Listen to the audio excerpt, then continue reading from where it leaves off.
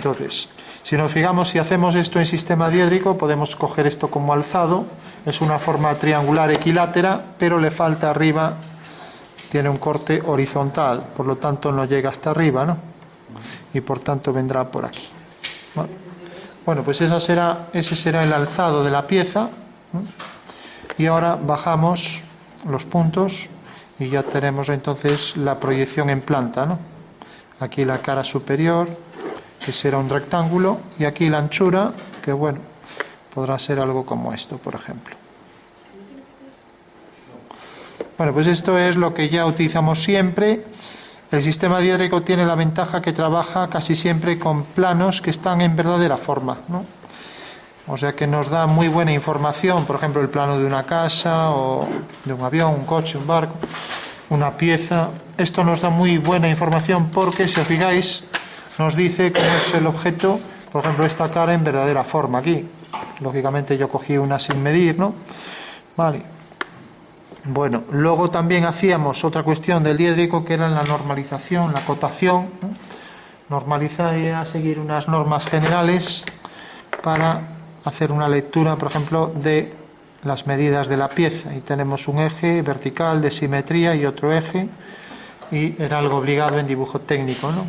Luego las medidas, pues por ejemplo, podemos medir aquí esta longitud. Voy a coger la primera a 8 milímetros aquí. Entonces prolongo la línea y coloco aquí una línea oblicua y pongo aquí pues esta medida. Por ejemplo, vamos a hacer que sea 3 milímetros, ¿vale? Y luego tengo esta otra, dejo ahí un desfase de 1 milímetro, aquí otro de otro milímetro, y ahora ya le sumo aquí 5 milímetros, ¿vale? Aquí dejo 2 milímetros y ya tengo otra línea de cota, ¿vale? Y cogemos que, por ejemplo, esta distancia pues sea más o menos 2,2 o 2,1, ¿vale? Esto va en el centro, como ya sabemos, y ahora las líneas A45 de mayor grosor. Bueno, tenemos ya las medidas en planta, y por último, como tenemos esta medida, ya no hay que acotarla aquí, ni esta tampoco. Aquí basta con acotar a 8 milímetros aquí, poner esta cota, prolongar aquí y poner la línea en vertical, ¿no? A distancia de 8. 8 más 1, 9. Bueno, hacemos aquí otra vez las dos líneas y colocamos esta altura, que podría ser, por ejemplo, 1,8. Bueno, pues ya tenemos quizás el principal sistema de representación, que es el sistema diédrico, ¿no? Vale. Entonces, para hacer otro sistema, por ejemplo, la perspectiva militar, a ver si tenemos aquí una regla para ir más rápido. Entonces podríamos coger un rectángulo. Aquí tenemos un rectángulo. No es igual, pero bueno, imaginamos que es así, y así lo vamos a hacer más veloz, ¿no? Entonces tenemos arriba este rectángulo, entonces dibujamos esta esquina y tenemos aquí ya el rectángulo en verdadera forma. Y ahora desplazamos este de abajo y tenemos el rectángulo de la base, ¿vale? Con lo cual, uniendo los puntos, ¿cómo se llama esta perspectiva?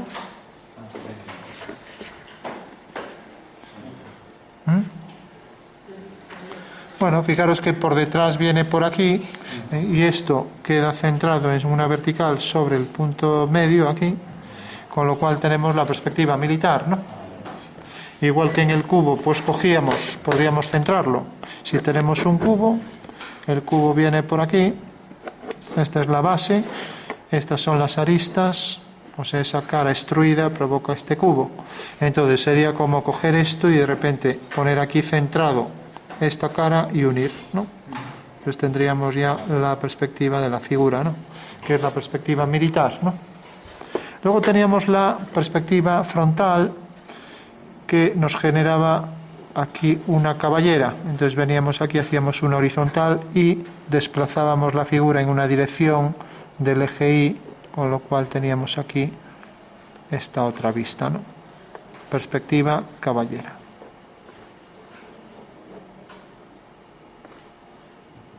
Vale. Bueno, pues como vemos, tanto en la caballera como en la militar, Aquí tenemos el eje vertical que sigue esta dirección. Tenemos que siempre una cara está en verdadera forma, ¿no? X, Y, Z. Vale. Aquí también tenemos esta cara en verdadera forma, tal cual es. Entonces marcamos por detrás este eje Z, por aquí el eje Y y aquí el eje X. Y como esta cara, pues en realidad tiene este ángulo y está en verdadera forma, aparece tal cual, como debería estar en el alzado. Vale. Bueno, pues ya tenemos dos perspectivas distintas. Esta ya sabemos que es la militar. Vale. Esta es la caballera. ¿Qué más perspectivas tendríamos? Pues la sonométrica, ¿no? Entonces hacemos las direcciones de los ejes. Si los tres son aleatorios, distintos, siempre mayor de 90 grados entre cada par de ellos. Y ahora haciendo paralelas a los ejes, pues tenemos, por ejemplo, la cara cuadrada, que aparece aquí con forma romboidal. Aquí por el punto medio levantamos una vertical y hacemos entonces el cuadrilátero, que también tendrá las dos aristas paralelas a este eje, igual que esta. Entonces ahora uniendo este punto con este, aquí tendremos una paralela. Vale. Recordad que esto queda centrado y ahora unimos este punto con este. Dependiendo de los ángulos que cojamos, pues la perspectiva sale bastante diferente, una discontinua, otra discontinua, etc. Ahí no se distingue muy bien. Bueno, como vemos en las asonometrías ortogonales, estas son ortogonales y estas son oblicuas, estas dos. En las ortogonales siempre, pues vemos también que se mantiene, al igual que estas, el paralelismo, que quiere decir que si una figura tiene aristas paralelas, pues en la figura también aparecen, ¿no? Si cogemos una sonometría más clara, imaginaros que la caballera de repente en vez de 90 tiene 91. Bueno, es casi idéntica esta sonometría ortogonal. Si aquí cojo más de 90 y solo es 91, pero para que no sea tan descarado voy a hacerlo así. Entonces fijaros que esa sería la vista, esta medida, luego tengo este y luego tengo una igual aquí, con lo cual ya tengo esta cara, ¿vale? Bueno, y si esto lo desplazo en la dirección de este eje, lo voy en esta dirección, siempre entre dos ejes, siempre mayor de 90. Entonces al desplazar esta figura, que tiene forma de trapecio, siguiendo la dirección de este eje, y siguiendo ahora la dirección de este eje, tengo ahí otra vez, ahora haciendo una paralela a esta, voy a desplazar esta cara, esta arista provocando aquí esta cara. Y ahora hay que mantener, eso sí, las paralelas,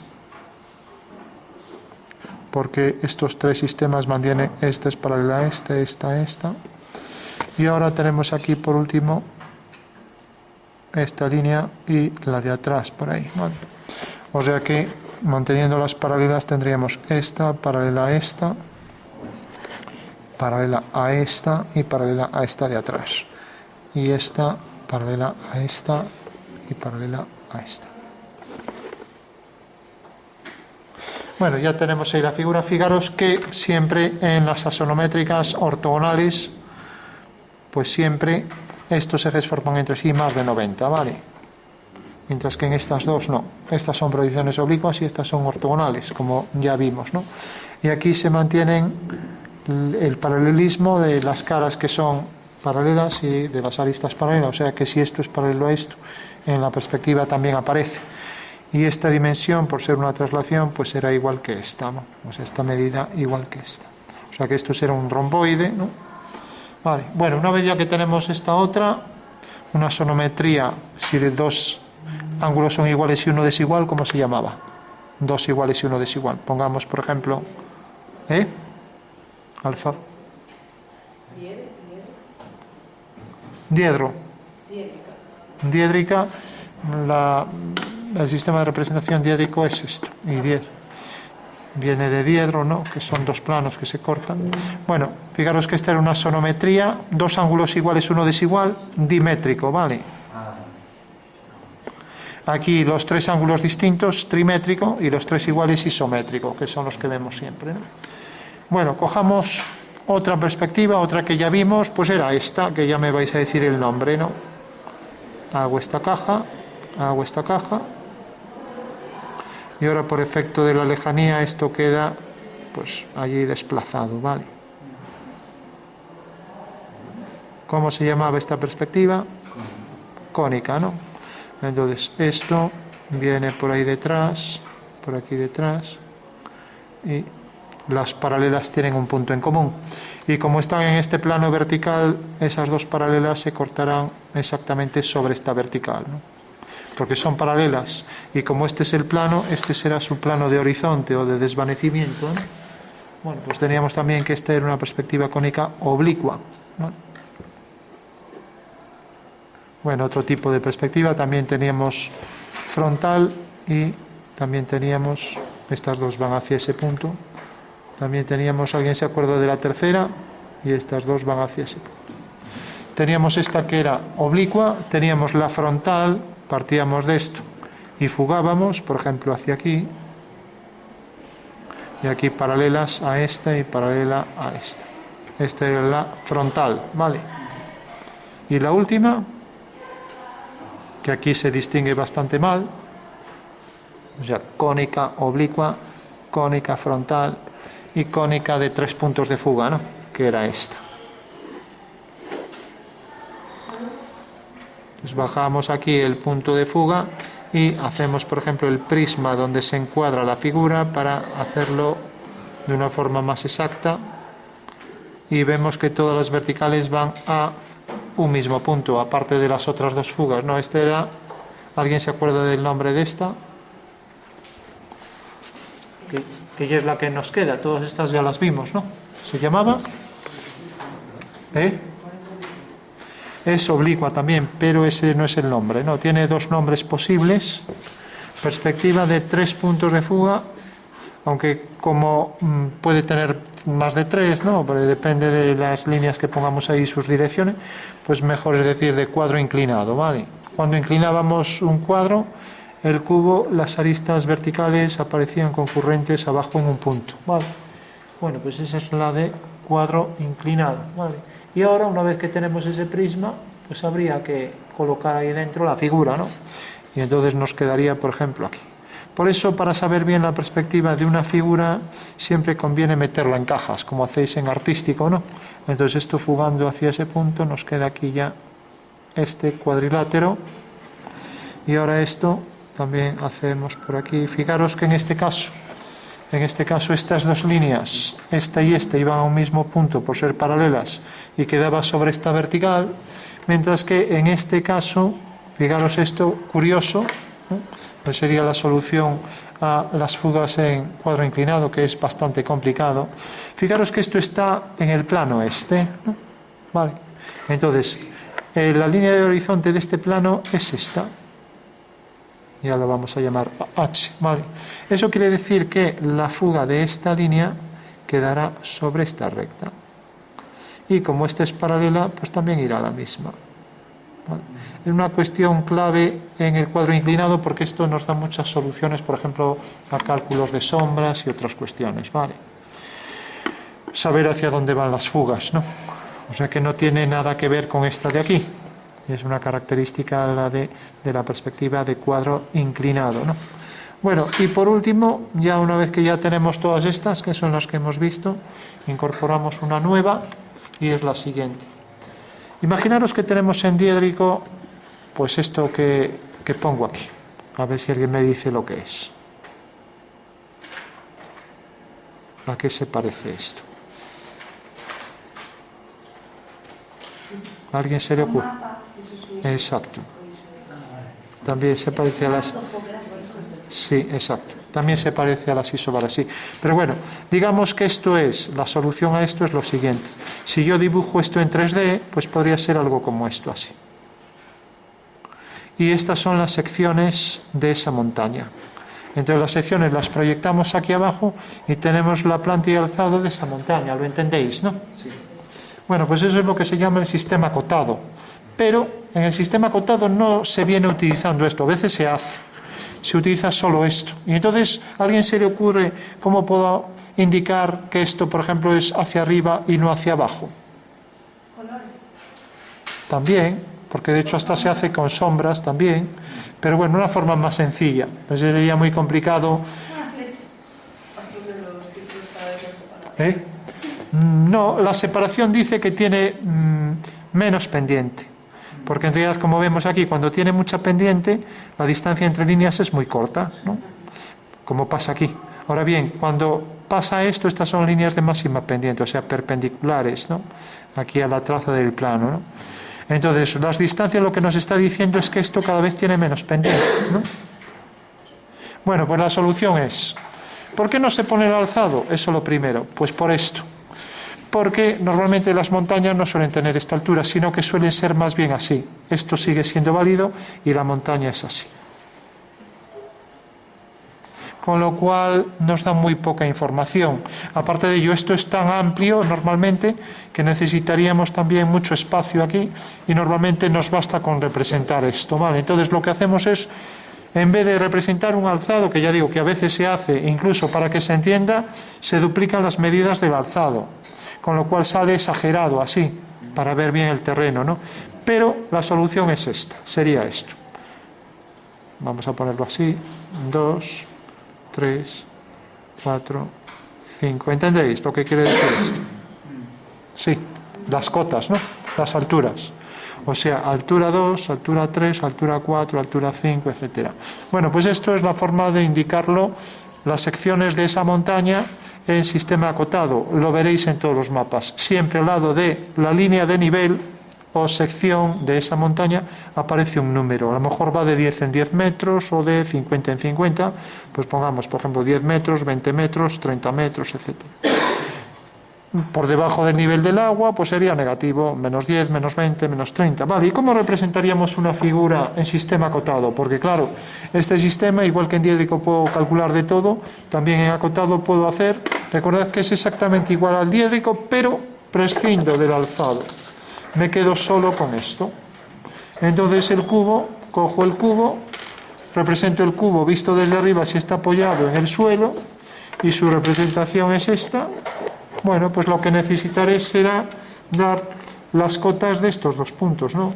Cota 0, cota, pues esto es, por ejemplo, 1,4 centímetros, entonces 0, ¿no?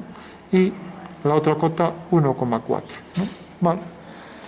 Este también tiene la cota 0 y ahora 1,4. Esto no tiene nada que ver con las coordenadas, ¿eh? Las coordenadas es otra cosa, ¿no? Cualquier objeto lo puedo representar por coordenadas, que se utiliza luego en geometría analítica ya para sacar ecuaciones de ese objeto. Pero esto no tiene nada que ver, esto son las alturas, ¿no? Entonces tengo esta figura que tiene un punto en la cota 0, que es este plano, y un punto en la cota 1,4. ¿Me entendéis? Claro, coincide. Entonces mejor sería poner el símbolo de coincidencia, ¿no? El punto A de cota 0 y el punto B, por ejemplo, de 1,4. Y como todos tienen la misma altura, pues pondré en todos también 1,4, 0, 0, 1,4. Fijaros que en aquí un plano lo representábamos por dos líneas oblicuas, pues bueno, ahora un plano lo vamos a representar por su línea de máxima pendiente. O sea, la línea de máxima inclinación, la que es ortogonal a esta traza, ¿vale? Y lo representamos así, ¿vale? Con los puntos de cota 1, 2, 3, etcétera, ¿vale? Bueno, pues esa sería la representación de un plano, basta con hacer esa línea y esta de una recta, 0, 1, 2, 3. ¿Qué significa que en la recta los puntos estén más separados? ¿A alguien se le ocurre? Más separados, las cotas más separadas y aquí más juntas, ¿no? Bueno, pues eso es debido a que, como todas estas alturas son iguales, cuando la línea viene más inclinada, entonces vemos que corta aquí. Ahora, si yo pongo la línea así, al levantar aquí este punto, pues ¿qué va a pasar? Que las distancias se van a reducir, ¿no? Bueno, entonces, esto quiere decir que tendrá más pendiente que un plano que viene, por ejemplo, así. 1, 2, 3, ¿no? Bueno, porque si lo vemos en el perfil, pasaría esto. Tenemos aquí este plano y tenemos este. Y tenemos la altura 1 queda aquí, y aquí la altura 1 queda aquí. Aquí la altura 2 queda aquí, y aquí queda aquí. Entonces, al proyectar aquí abajo, salen todos los puntos unidos, y aquí salen más separados. ¿Lo veis, no? Bueno, pues esos serían los fundamentos del sistema acotado. Ya digo, quien controle diédrico no tiene que aprender nada, porque lo único que tiene que entender es que realmente en vez del alzado ponemos las alturas de todos los puntos.